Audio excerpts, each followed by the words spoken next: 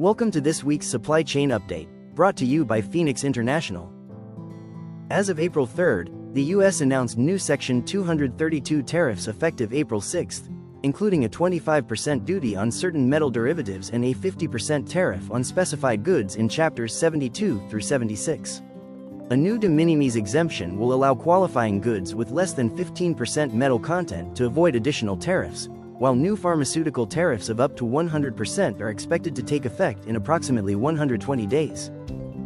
On the Trans-Pacific eastbound, capacity is tightening as carriers increase blank sailings, particularly on East Coast services, while demand strengthened through late March, supporting rate increases and additional fuel-related surcharges.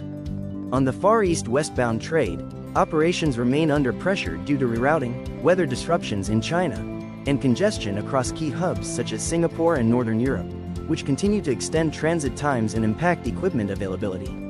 Across the transatlantic westbound, vessel utilization remains high and capacity reductions are keeping the market firm, with ongoing congestion and inland equipment shortages supporting stable rates and continued surcharge implementation.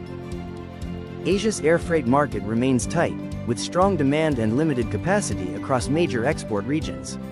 Disruptions linked to Middle East transit routes are causing delays, particularly on Europe-bound lanes, while elevated fuel costs continue to support higher rate levels. North Asia markets remain firm, driven by e-commerce and technology shipments, while Southeast Asia is seeing capacity constraints amid rebounding demand. With peak season conditions in effect in several origins, early booking remains critical. Freight rates on the Asia-Latin America trade remain firm, supported by ongoing surcharge activity and tight vessel space across the region. Rising energy costs are increasing pressure on air cargo operators as jet fuel prices continue to climb, significantly impacting operating costs. Industry analysts note that less fuel-efficient aircraft are facing tighter margins, especially on routes where freight rates have not kept pace with rising expenses.